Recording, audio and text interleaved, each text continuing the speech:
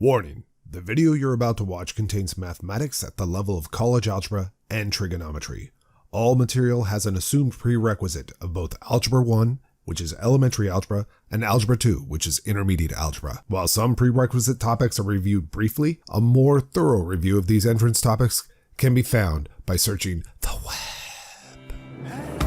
It's the system of equations.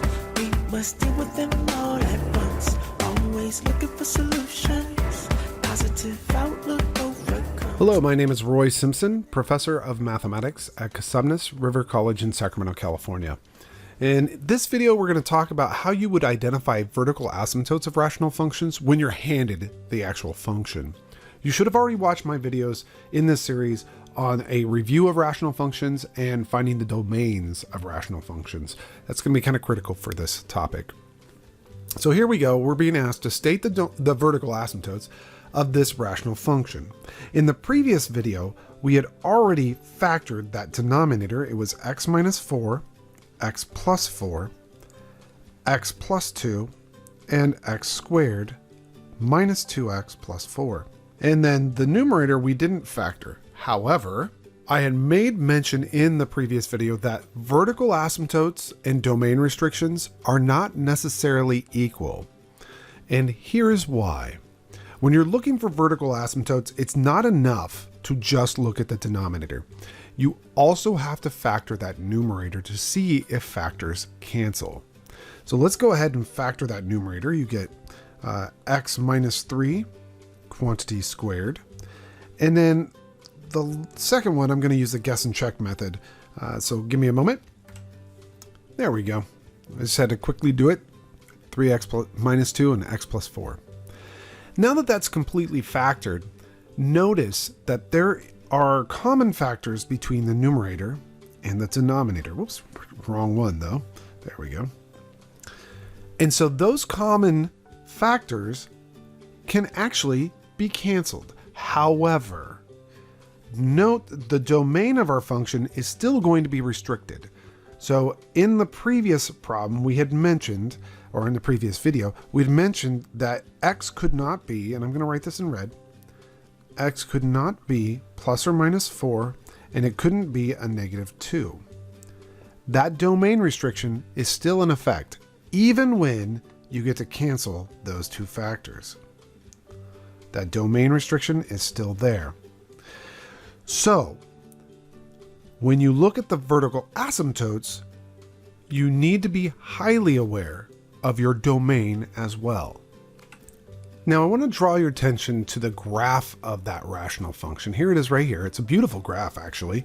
And remember that what was not in our domain was x equals negative 4, x equals positive 4, and x equals negative 2. Let me just showcase those as x equals here.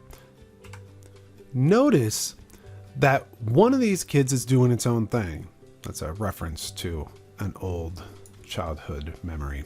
Anyway, at x equals 4, you could see that the function dives down to negative infinity. It's going to want to tend to negative infinity as x approaches 4 on this side. And on the right hand side, the function on the right hand side of 4, the function will want to climb to positive infinity. It'll just keep climbing forever and ever and ever. So therefore, x equals 4 must be a vertical asymptote. But if I slide over here, and I shouldn't say but, I should just say and if I slide over here, you'll see at x equals negative 2, a similar behavior happens as x approaches negative 2 from the right hand side. So we plug in x values that get closer to negative 2, but from the right hand side of negative 2. The y values climb and climb and climb to positive infinity. So therefore, x equals negative 2 must be a vertical asymptote by definition, again in a previous video. But then, if you look at x equals negative 4, notice that actually is not even a vertical asymptote, because remember, our function cannot cross a vertical asymptote like that. Well, there's a little bit of a lie happening here. The function actually does not cross this vertical asymptote at negative 4. And in fact, even me saying that negative 4 is a vertical asymptote is a lie. It's not true. -4 is not in the domain of our function, but you can't have Desmos tell you that. Desmos has no way of knowing that -4 is not in the domain. Well, it has a way of knowing, but it won't tell you until you're just right on top of it, and it's really hard for me to get there. So let me see. Yeah, you saw it right there. -4, comma, undefined. I wish I could just click on there and instead keep it there. But it tells you it's undefined, yet there's no vertical asymptote at x equals -4. Well, why is that? Well, if you look at this, after we did the factoring and canceling, we ended up with x equals 4 as something that would allow the denominator to become 0, and x equals -2 is a value of x that would turn the denominator into 0. But again, we know that -4 is not in the domain, but do you notice that the x plus 4 here was canceled with the x plus 4 upstairs? Therefore, x equals -4 disappeared from our vision as a vertical asymptote, and that is absolutely true. If you have a factor that cancels, it removes that vertical asymptote. So we do have two vertical asymptotes. I'll write them down. One at x equals 4 and one at x equals -2. We saw that in the graph.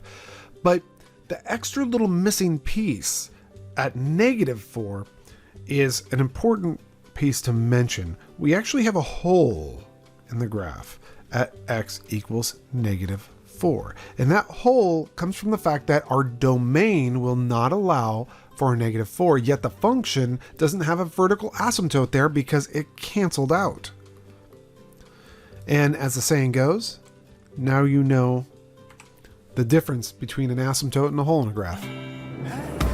It's the system of equations. We must deal with them all at once. Always looking for solutions. Positive outlook overcomes obstacles getting in our way. Cause affects more than we can sometimes see. Things for what they are and work together until you feel at peace. Says, listen close, don't talk too much, that isn't kosher. You may really hurt inside. It doesn't justify you to speak too loud and cry.